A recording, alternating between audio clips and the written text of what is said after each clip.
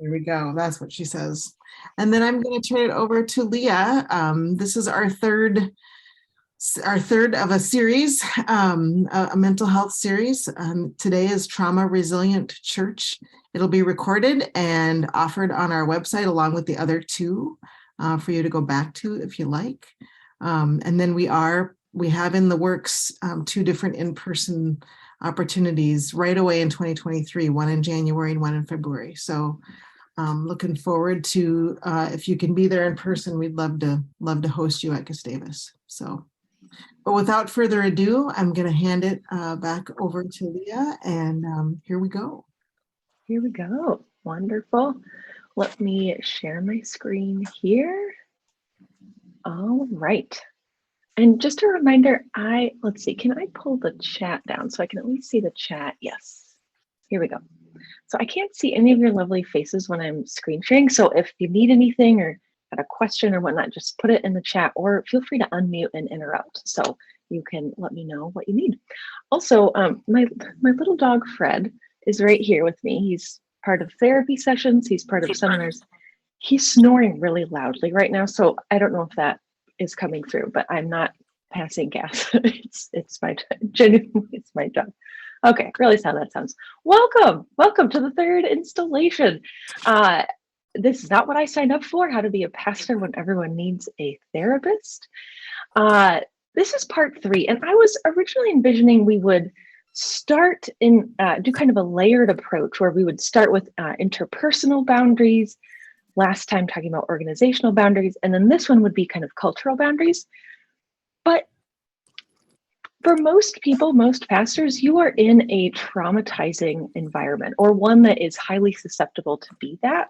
And I was thinking that talking about kind of from the balcony view of cultural boundaries might not be very helpful. So I'm kind of throwing that out, and we're going to talk today about how to be a trauma resilient pastor and church today.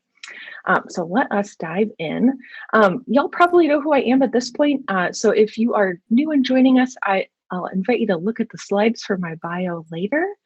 But our plan today is similar to last time. We'll start with content first so that after about 45, 60 minutes, we can turn the cameras off and then move into small group sharing with a large group share back.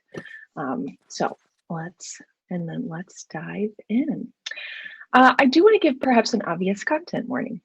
Today we're discussing and at times viewing representations of, I have a video, of various kinds of traumatic stress experiences. No explicit images of a trauma being done, but representations of. Because of what trauma is and how it impacts our nervous systems, those images, what we talk about, might be activating, maybe in some ways that you are aware of and can expect, and maybe in some ways it might be surprising to you. And so I just invite you to do what you need to do to take care of yourself, step away, do a few things. Yeah, this can be difficult and sometimes surprising ways, even though, we live with people who are experiencing trauma a lot. Sometimes when it comes up for us, we can get caught off guard.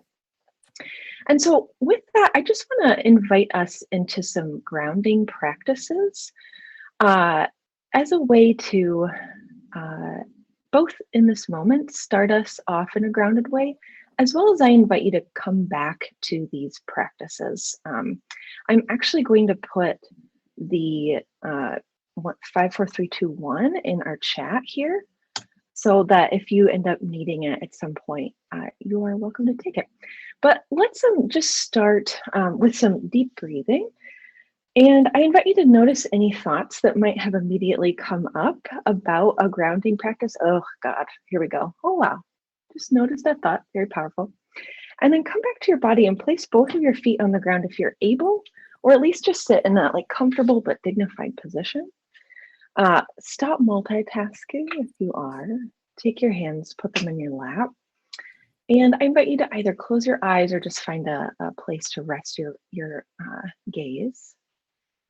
I invite you first just to take a deep breath, maybe a deeper breath you've taken all day, in and out.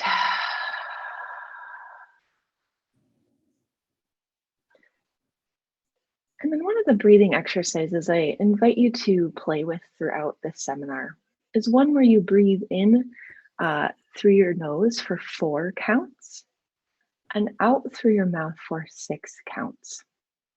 Let's practice that right now. So let's go in through your nose, 3, 4, and out through your mouth, 6, 5, 4, 3, 2, 1. Try that again. In for 4 through your nose, and out through your mouth for 6.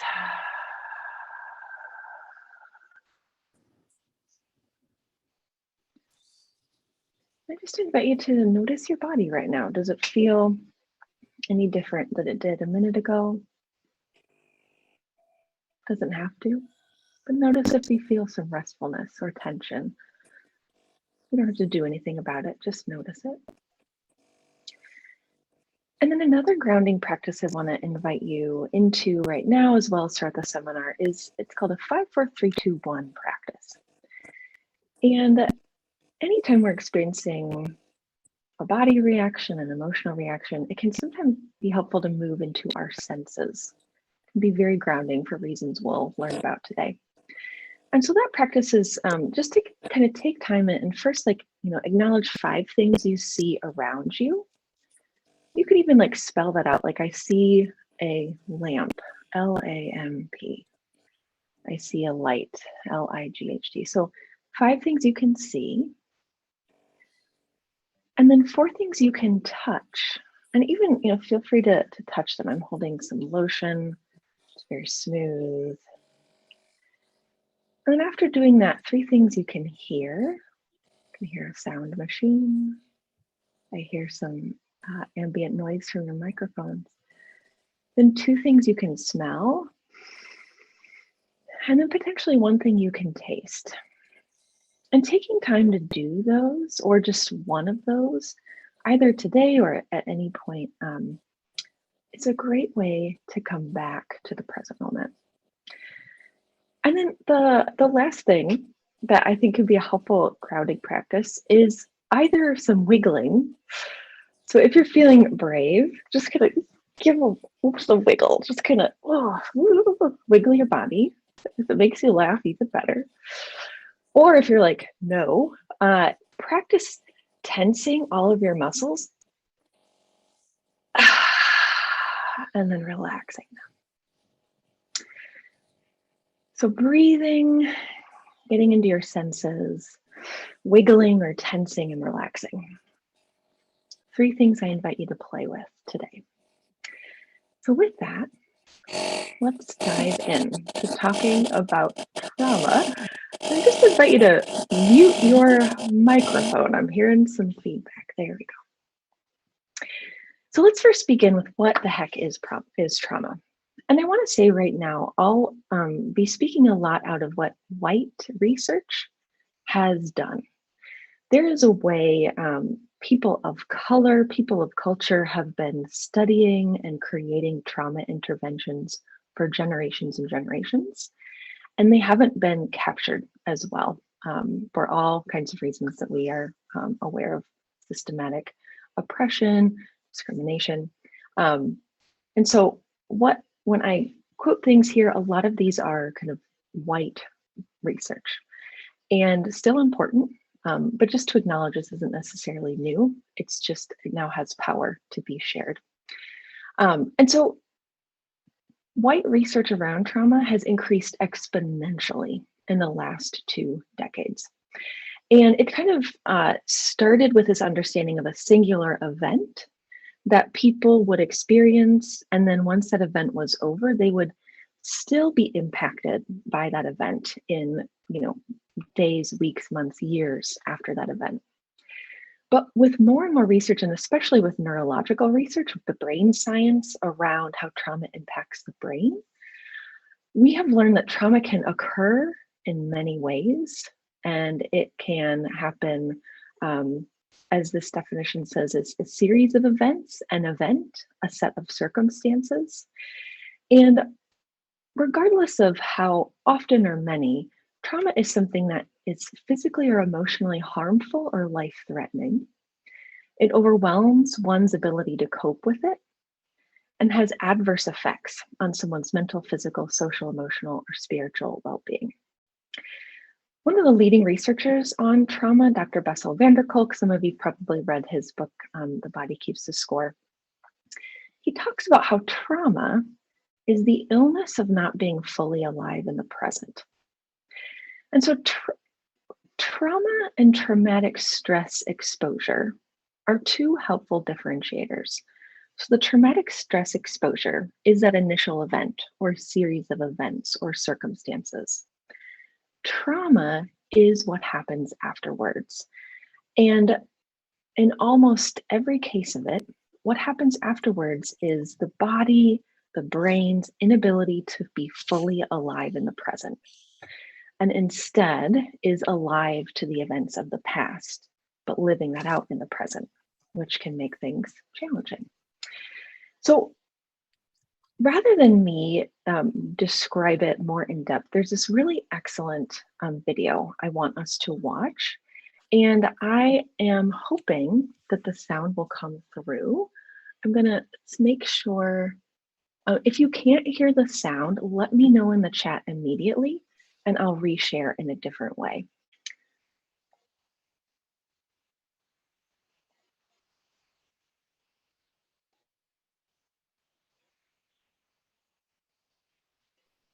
No sound, I don't think. Okay, Very neat. thank you for saying something, Laura. All right, I'm gonna stop share and get out of it in a different way here. All right.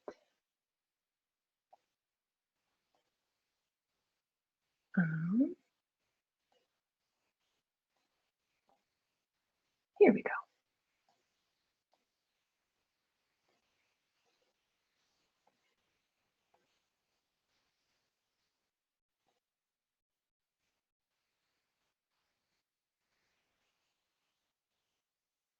Is the sound on now? Nope, still no sound. No sound. Laura, would you mind going into the sharing settings? Because the computer I'm on, oh, here we go. I can't change the sound sharing.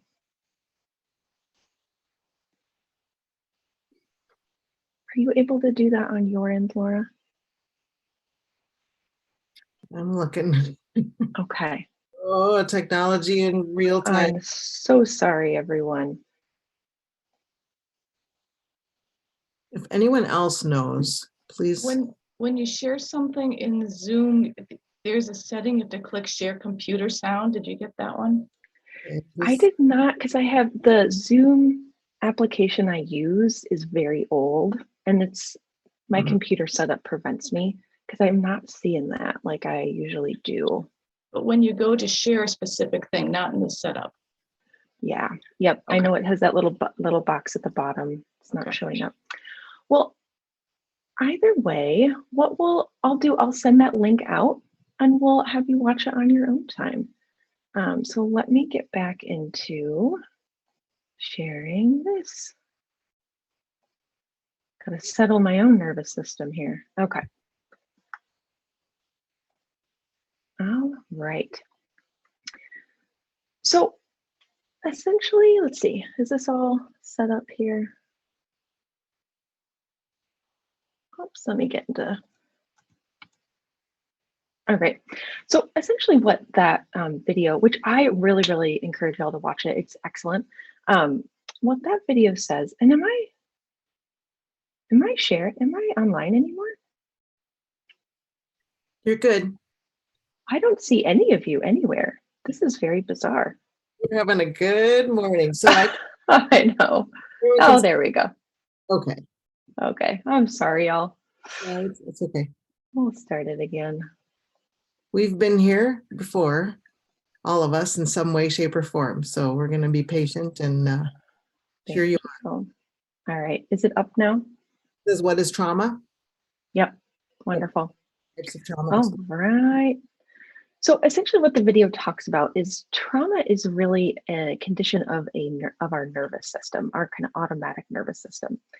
And what can happen is that when we experience either an event, a series of events, or circumstances that are threatening to us, either physically or emotionally, what can happen depending on the kind of trauma, a bunch of different factors that we'll get into in a minute, is that it can get our nervous system stuck. So that instead of allowing that nervous system to complete that stress response cycle that we had talked about on our first seminar, that stress response cycle, we kind of stay stuck in it. And then there's a part of our nervous system that's always kind of looking around and scanning for threats and not necessarily seeing a threat, but maybe seeing something that makes the nervous system be reminded of that initial threat. And then what happens in the present moment, this is why it's an illness of not being in the present, is that our nervous system responds to that past threat in the present. And it can look a whole bunch of different ways, which we'll get to. And so what can kind of get our nervous systems stuck like that can be a trauma exposure that is acute, chronic, can be something that happened in key relationships, typically in kind of early developmental stages, but also as we grow older as well. It can be developmental trauma. So there are things that we, for different reasons that were threatening to us, either physically or emotionally, we weren't able to kind of develop in terms of coping and adapting. It can be structural trauma. So trauma that is kind of the either physical or kind of power structures, as well as historical and intergenerational trauma. There's increasing research that trauma that happened 3 generations ago in our families changes the nervous system and thus our DNA, and is something that gets passed down. There's a really great book called It Didn't Start With Us that talks a lot about that, and just really interesting and important research that even though maybe we aren't experiencing a certain kind of trauma in our present, perhaps our responses in the present might be connected to a trauma experienced by our grandparents generations ago. And so when we talk about these exposures, and when we talk about then how they end up getting our nervous system stuck, we're talking about these responses that we see then in the present. And I normally don't like to read straight off slides, but I think this is important to get a sense of the breadth of what can be a common trauma response, so you can recognize them in yourself and in others as well. So when you are feeling or seeing in someone any of these responses in the present, it might be that it's a reaction about something in the past, not necessarily in the present, but it's getting triggered.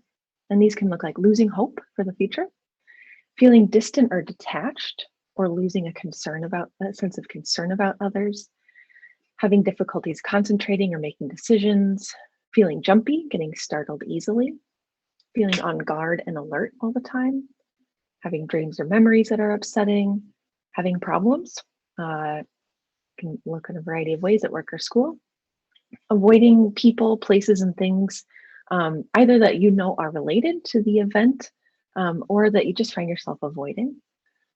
Stomach issues, trouble eating, trouble sleeping, kind of the more traditional signs of trauma, that pounding heart, rapid breathing, feeling shaky and sweaty, severe headaches, not keeping up with your own self-care, exercise, diet, safe sex, regular healthcare, smoking more, using substances more, eating too much, using substances or food or activities to shift your emotion states, having your ongoing medical problems get worse, feeling nervous, fearful, helpless, sad, kind of feeling numb, not feeling anything, being irritable really easily or upset, blaming yourself or having negative views of yourself in the world, struggling to trust others, getting into fights, trying to control everything, being withdrawn, feeling rejected or abandoned regularly, feeling detached or not wanting intimacy. So some of these things might not be a trauma response, but some of them might be. And so if you were noticing like, oh, actually, I've been feeling this way and I'm not sure why, the I'm not sure why usually points to a trauma response.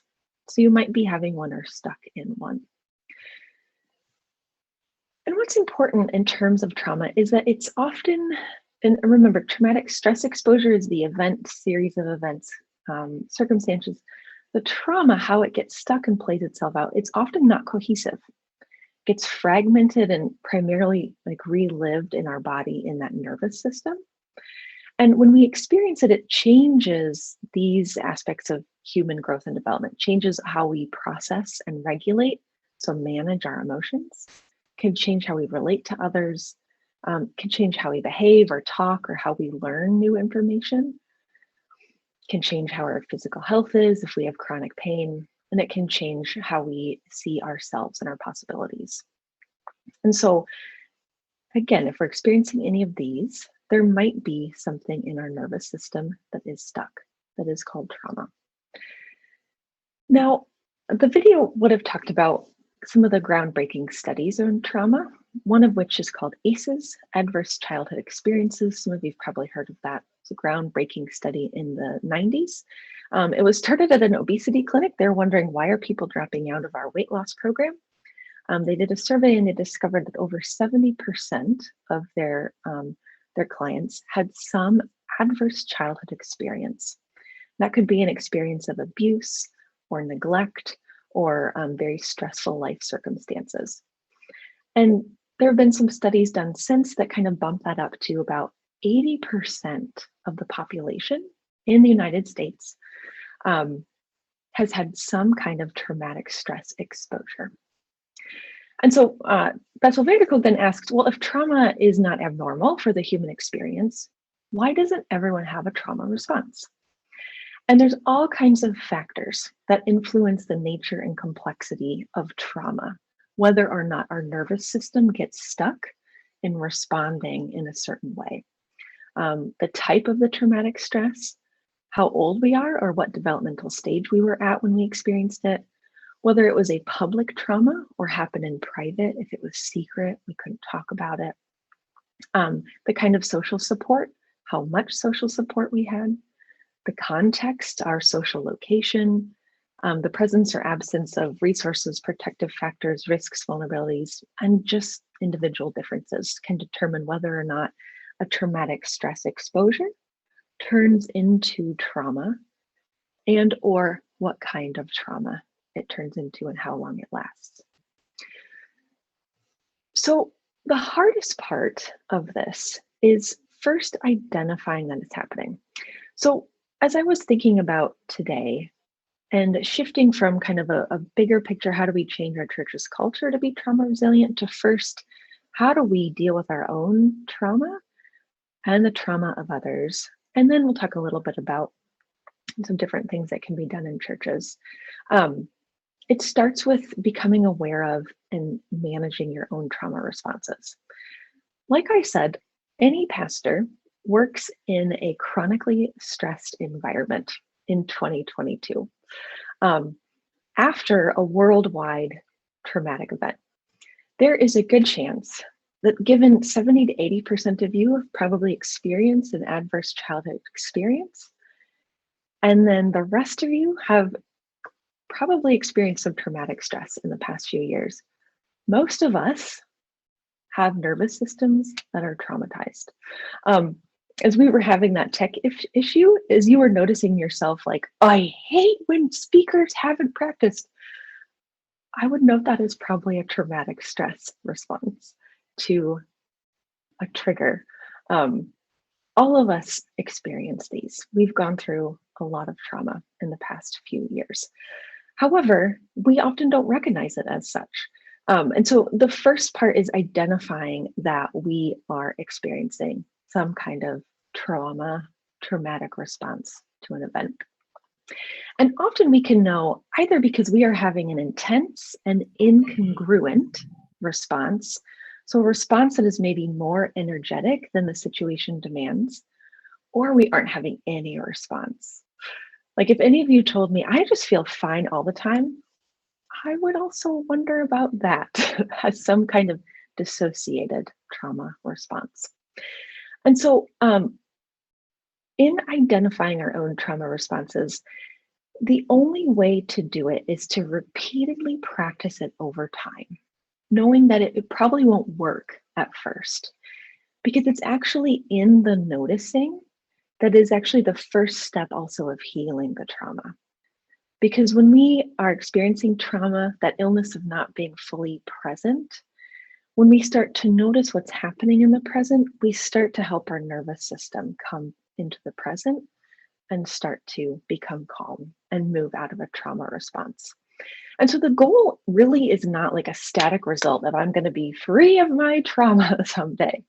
I think it's possible with a lot of work, but really the goal is a habit, an ongoing practice and process of noticing, coming into the present, and working on regulating your own body and nervous system.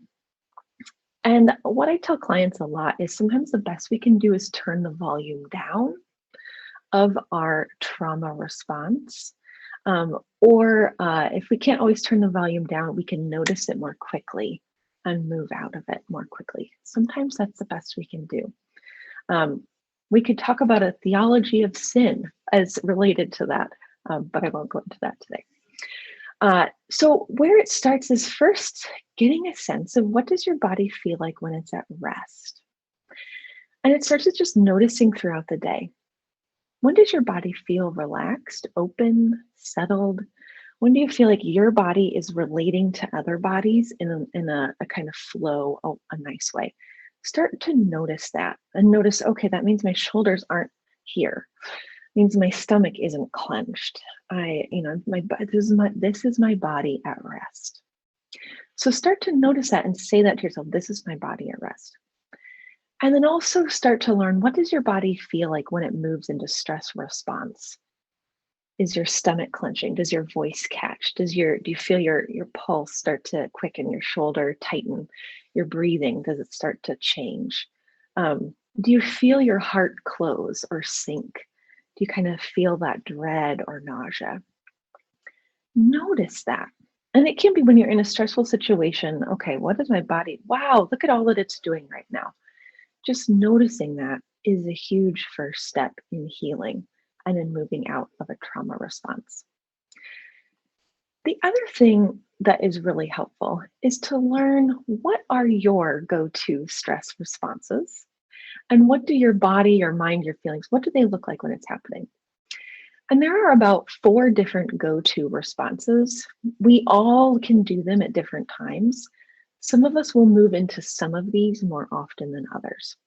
And so the most common ones are ones we've heard about before, right? The fight response. So when you're in a stressful moment, or whenever you're in a moment of like, shut it down, make it stop, move towards, probably a fight response. There's also that flight response. I need to get away. I need to make it go away, kind of moving away. There's the freeze response. And that's often a response of, there's nothing I can do to stop this. And it can be kind of a panic, a freeze, or it can be, I'm just going to check out until this passes.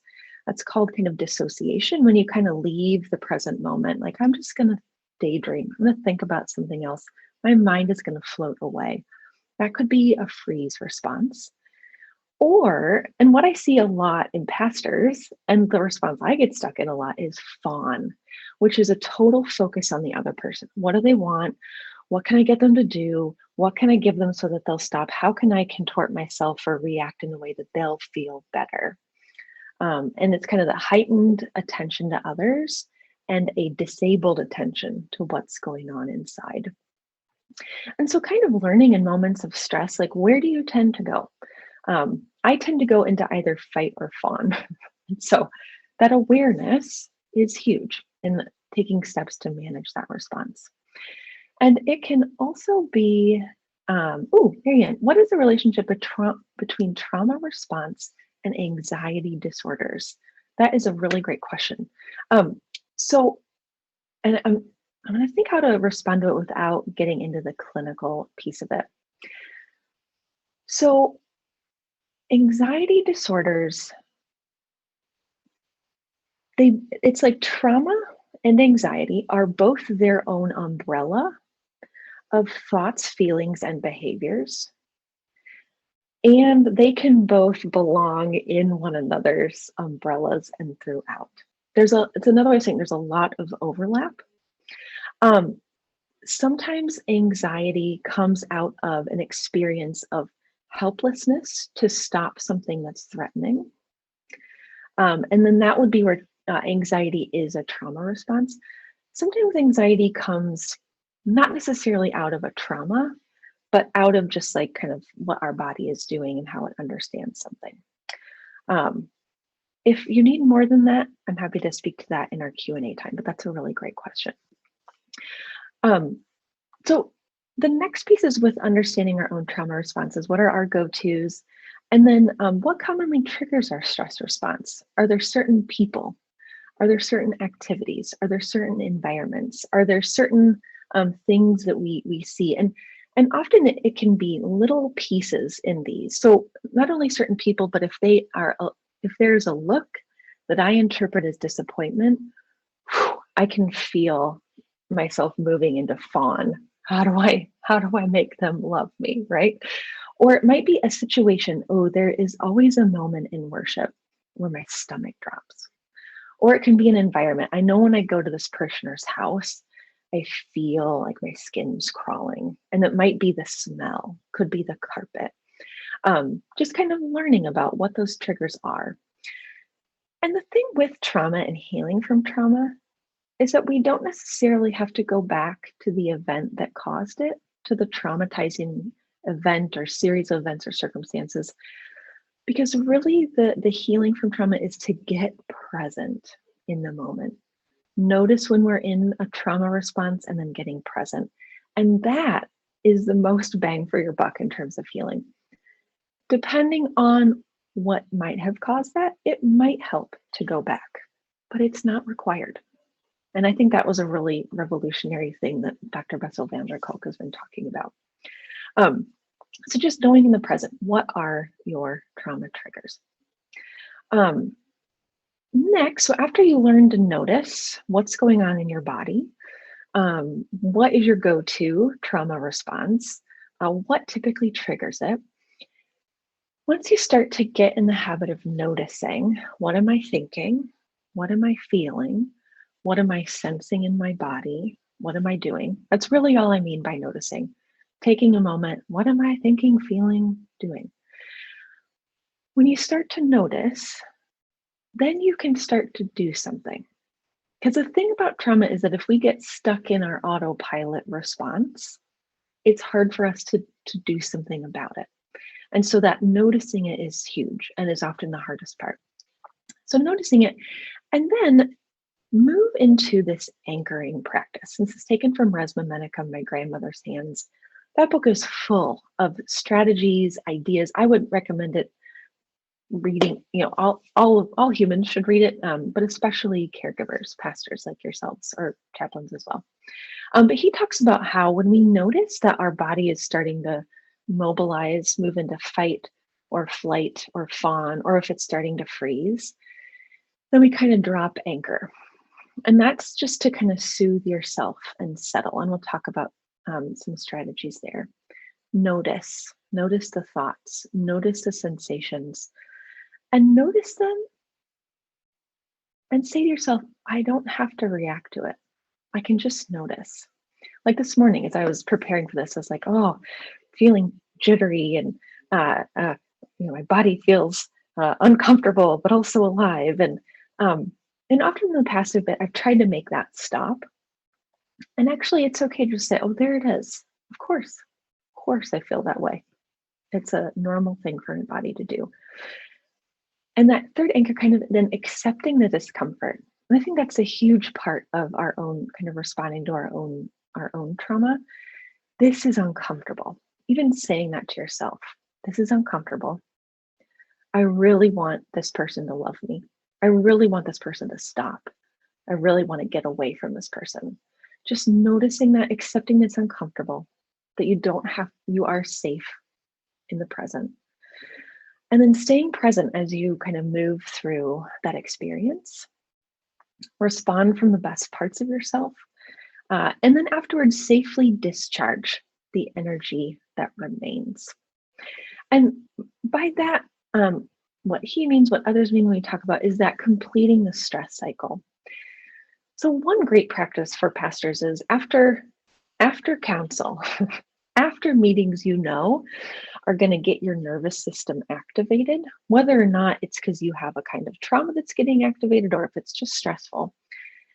Build in some time to complete that cycle. Build in some time to sing, to hum, or chant. There's some great exercises in the realm of somatic experiencing and polyvagal exercises. And this is on the slide in a little bit. Those are excellent exercises you can get into that really kind of get into humming or chanting or rocking or tapping.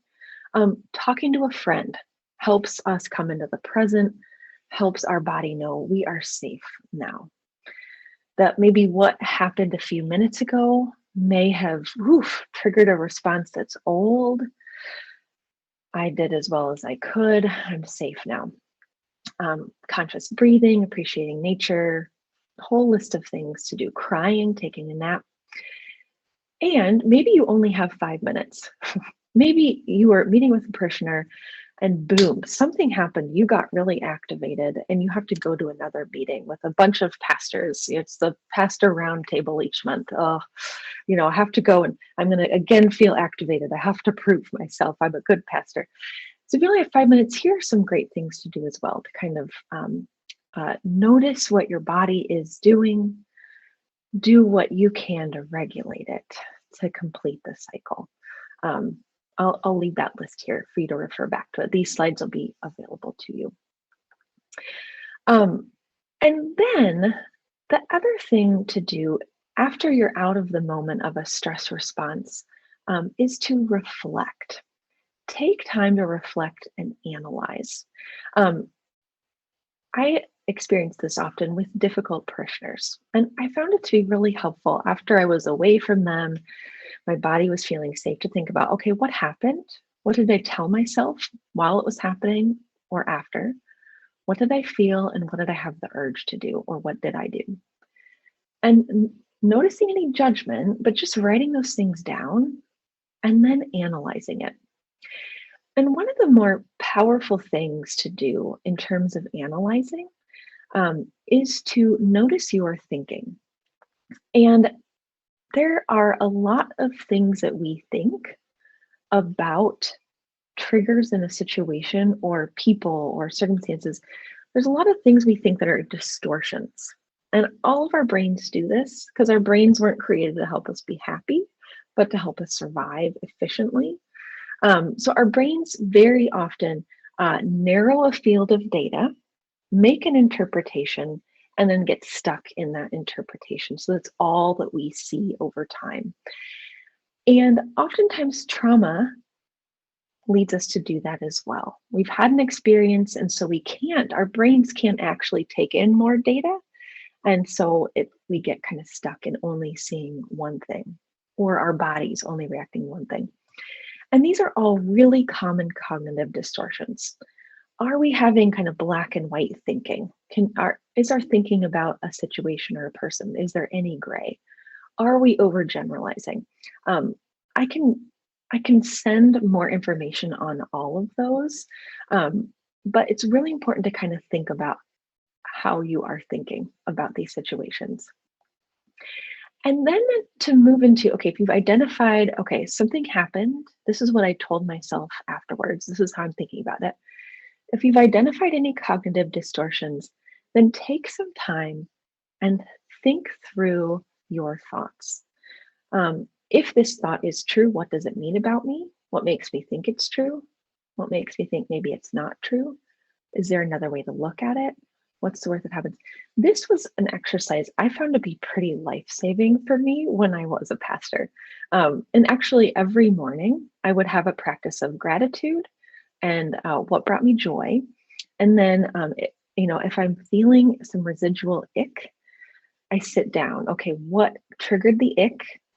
what thoughts am I having about the ick? And then kind of running my thoughts through this usually helped me calm my body and have a better sense about how to be effective and how to respond in a way. So, these will all be available to you. I encourage you to make this a practice for yourself. The other thing that can be helpful to analyze are our emotions and our body sensations. So this is an emotion sensation wheel. And I really like this because sometimes it can be hard for us to know what our feelings are, but we can identify what's going on in our body. And so this is a wheel where if we can identify what's going on in our body, are we shuddering? Or do we have nausea? That might be we're experiencing, then you move into that second ring, we're experiencing disgust of some kind. So really noticing what emotions or body sensations are present. And this is so essential because emotions are important data. And they are important data about us. One of the really common cognitive distortions that is really common in any kind of caregiving profession, pastors included, is that we treat our emotions as data about other people. And that can lead us into what's called emotional reasoning. And there might be some truth to that, but more than anything, emotions give us important data about ourselves. And what's really important, I think, especially in the world of Christianity, is that emotions aren't good or bad. A lot of times we've got scriptures that say, certain emotions, anger, fear, they're bad. And that really reflects that context understanding of emotions. And maybe aren't actually talking about emotions or other things. But right now, what we know is that emotions are, at the end of the day, a physiological response that gives us information about what we might need. So as we kind of think about, okay, what happened? What was I thinking? What did I feel? If we can know what we feel, then we can have great information about what we might need, which might help us know what we can do. So if we're feeling a lot of anger, usually that's the emotion that tells us our boundaries are getting pushed on or violated, and we need to reset or renegotiate them. That's really it. And you will find if you reset and renegotiate your boundaries, you will become less angry and resentful. That's hard work, but if you want to be less angry and resentful, you've got to do the boundaries work. Sadness, at the end of the day, it tells us we've lost something important. We need comfort. We need connection. Shame is another one of those fiery emotions that sometimes we forget it's just a physiological response. And it tells us we feel like our value has been compromised in the eyes of ourselves or others. And all we need to reinstate our value, which for us can be self-validation or ask validation from others. We need to seek belonging in some way. And then fear, if we're feeling fear, it just means we've identified a threat. Okay, oh gosh, what is that threat? And then how can I reinstate safety or security? So knowing what emotions we're feeling, great information about what we might need to do. And all of that helps us pull us into the present moment, which can help our body regulate and can help us relearn non-trauma response ways of being in the world.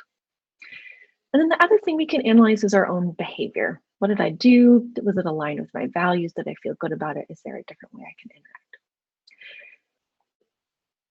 What I always like to say too is that there might be a time you need some professional help. And I find this is often when you're having trouble even noticing, but you're not as effective as you want to be. If you feel stuck and powerless to change your response, or if what you're doing is repeatedly ineffective. And these days, professional help isn't just mental health talk therapy, though that can be really great. There are some excellent self-guided workbooks and web resources out there. And here's a list of ones I encourage you to consider. Anything with cognitive behavioral therapy, particularly related to Dr. Beck, acceptance and commitment therapy, Hayes, internal family systems. So look for the parentheses are the authors to kind of make sure you're using the resources that are valid. Somatic Experiencing, Dr. Levine, with polyvagal stuff, look for stuff by Porges, and then the 2 books, Grandmother's Hands, How to Do the Work. That in itself, you can help yourself heal your trauma responses and come into the present. There's coaching, there's peer consultation. The other thing with trauma is that uniting our mind and our bodies is a huge way to heal and to come out of trauma response. So doing yoga, dance, music, art, any kind of creativity, all of those can be great ways to, learn other responses, heal your own response. Yoga with Adriene online, if you're a YouTube person, she does 30 days of yoga every January. It is excellent. And I would say healing. So if you want to start there, that's great. And then yes, of course, mental health therapy, very, very helpful.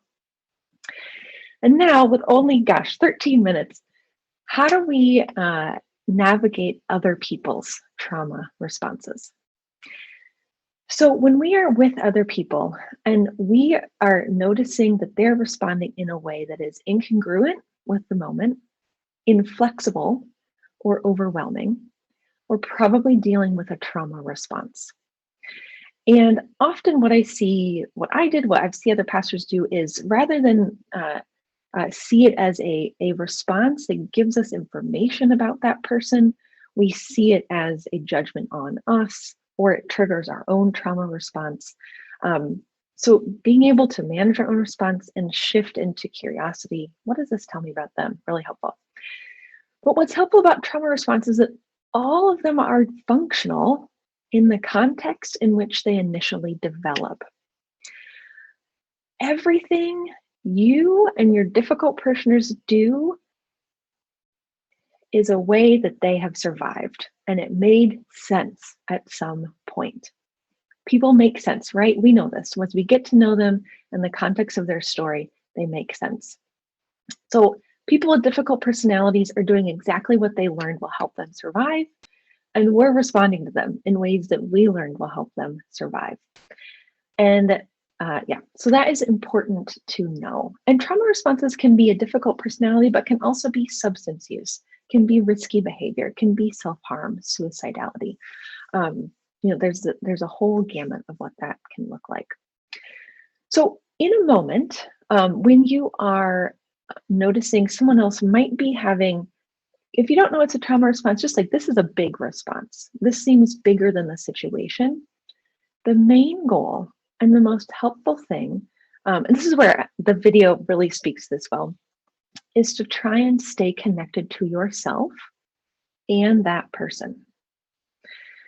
And this is different from fawning. Okay, what do they want and need so that they'll stop? What do I want and need? And what are they doing? Is a way of co-regulating nervous systems. Because what can often happen is that if we aren't aware of ourselves, we try and shut down or run away or, interact ineffectively with that person's responses. And it actually is going to keep their nervous system unregulated. So if we can stay present to ourselves, present to that other person, it gives both of us the best shot of moving through it in an effective way. And in these intense moments, other strategies are just slow things down, just pause. Take a drink of coffee, say you got to go to the bathroom, slow things down, do those anchoring practices, getting curious, check for safety. So I've talked a lot about trauma responses that aren't maybe as much of threats to safety, but some trauma responses, they are safety threats. It might be that a person isn't sober, it might be that they're psychotic, it might be that they're suicidal. Those are times to get some help. Otherwise, if there is overall physical safety, validate. Notice when and if their stress cycle shifts. And if it doesn't, after 5 to 10, make a change. When the situation's over, self-soothe, complete your own cycle, follow up with them in a week. Because we're talking about someone who's got a dysregulated nervous system rather than someone who's really, really difficult to deal with. And thinking about that can be helpful. And sometimes trauma responses become a personality, a way of being in the world that is rigid and incongruent and overwhelming and challenging. And when that is the case, when we're working with someone who we learn, oh, that's what's happening here, the first priority is to talk to them about what they're doing and how it impacts you and others, and then set boundaries and expectations in clear ways and repeat. So often, especially in the Midwest, we don't actually talk to people about how they impact us. And then we really get frustrated about it, and it sets all nervous systems in the room up for failure. So the first one, you've got to talk to people about what you're noticing. And then if they lack insight, ability to be aware, which they probably do, or they don't respond, you will need to change yourself and the environment. This starts with identifying patterns. So if you're really, really, busting your chops against someone else, I was trying to come up with a different way of saying that. Put an hour in your schedule and sit down and think about the incidents that are coming, that you're looking at to come to that frustrated conclusion, and analyze them, because there will be a pattern. That's the thing, because a trauma response is a nervous system response. It's a pattern, it's a conditioned response. So there will be a pattern to it. And the more you can get a sense for the pattern, then the more you can do to change the environment or change what you're doing in those situations. And so this is, these are the great questions to get a sense for those patterns. And then after you've got some patterns clarified, you can then identify the shifts that you can make. And I'm aware of time here. Yeah, I'll speak this for a minute or two more. So the first part of identifying a pattern, what exactly is a challenging behavior? And describe it in objective terms. And if you can't do that, get consultation from someone else and ask yourself, is the behavior objectively challenging, or is it triggering something in me? And that trigger is what's challenging. That's huge. And then also look at, well, what tends to trigger their behavior? Is there anything in that trigger that you can control? If so, how can you avoid doing it? Do it differently. If it's not, how can you influence the situation? Make sure that other person isn't in the room. What are your thoughts and feelings that you have? Are your thoughts helpful? What do your emotions tell you about what you need? How do you usually respond? How do others respond? If it's helpful, is it not? How can you shift those responses? How can you help other parishioners with problem solving or coaching? And then this part, which I think is honestly the most important part to any behavior that's challenging. All trauma responses, when they are stuck, are adaptations, are survival strategies to something. In other words, they meet a need. So I would put money, any difficult parishioner, what they're doing, it meets a need for them. What is that need? Or it helps them solve a behavior. What is that need, and or solve a problem? What's the need, or what's the problem that they're struggling to solve, or they're trying to solve by emotional outbursts or by power plays? Is there another way you or others could help them solve the problem? Is there another way that they could get that need met? And what can you do to change the environment? Or can you remove them from being involved? So more to say about all of these, but analyzing, looking for the patterns, and preparing to respond to them the next time they happen. That's a huge way to navigate other people's trauma response in a way that can help you stay in the present moment yourself, in addition to all those grounding things we talked about. Okay, whew. We take a quick wiggle break, so maybe just do a quick wiggle. Because the other things I did want to talk about is kind of going up into that balcony, because there are some just bigger picture called trauma-informed principles that can be really helpful in shaping how you think about events, experiences, and environments to avoid re-traumatization or avoid traumatization in the first place and create conditions for healing. And they apply to you too, which I think is really important. And overall, these principles, I encourage you to go back and read them. It's, trauma awareness and understanding, making sure there's safety, opportunities for voice, choice, and empowerment. Transparency can help us not traumatize and avoid re-traumatizing. Being responsive to culture and gender, maintaining a holistic view of religious practice, sharing power. And then this last one, which I think is huge, is that so often when I hear people talk about trauma, it's in this kind of immovable way. I'm triggered. I can't do anything about it. That's not true. Like, we can heal from trauma, and taking that approach, instilling hope in how we talk about and interact with trauma in our churches, can be huge. And then the last thing I want to end on, oh, there's so much to all of those I want to talk more about, but the last thing I want to end on is churches, as we know, have been historic sources of traumatic stress, right? We are well aware with all the ways pastors, other parishioners have hurt and harmed other people. And they have been incredible sources of resilience. So there are spiritual practices that are inherent in our gathering as a community that can help heal nervous systems and create trauma resilience. And they are the following: singing, which is why COVID was so traumatizing. We couldn't sing together.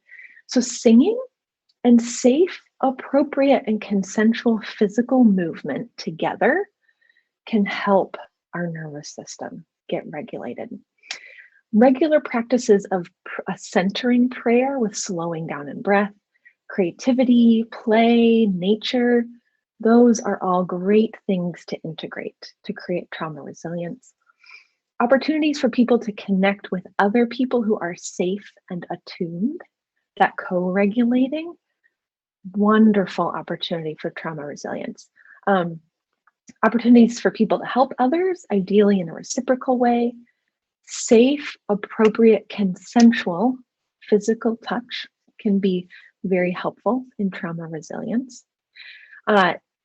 Teaching and modeling of naming emotions, regulating, self-compassion, asking for help, validation. Pastoral mindfulness of how everyone's nervous system is impacting each other can be really helpful.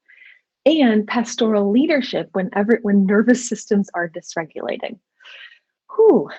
There's a way, if you can imagine in a meeting, everyone's just a nervous system sitting there. And if one is dysregulating, it might then dysregulate the others and the others. And so then, like, taking some time, hey, let's just take 5 minutes, stretch, here's a joke, something to kind of calm the nervous systems down. Huge. As well as setting boundaries. If someone cannot regulate their nervous system, setting boundaries, inviting them to regulate it away from the group. That's complicated, I recognize, and we can talk more about that. Following up and efforts of attunement and repair if there has been harm. Sweeping things under the rug, especially if it was something that was publicly or in a group that occurred, that is traumatizing. That's secrecy, and that's gonna get a traumatic stress exposure stuck in a nervous system. So follow up, attune to others, kind of matching and repairing, and minimizing surprises and ensuring people have time and space to respond. Those are all things that any pastor, any chaplain can do to maximize trauma resilience. Whew. All right, here are my sources and beyond, and a note about the spring workshops, but I'm going to pull this back up later because I want to come out of full screen here and stop sharing because I've thrown a ton at you. And we're going to now, I'm going to turn it back over to Laura. We're going to shut off the recording and break out into small groups just to kind of process all that I just kind of fire hosed at you, which could have been a bit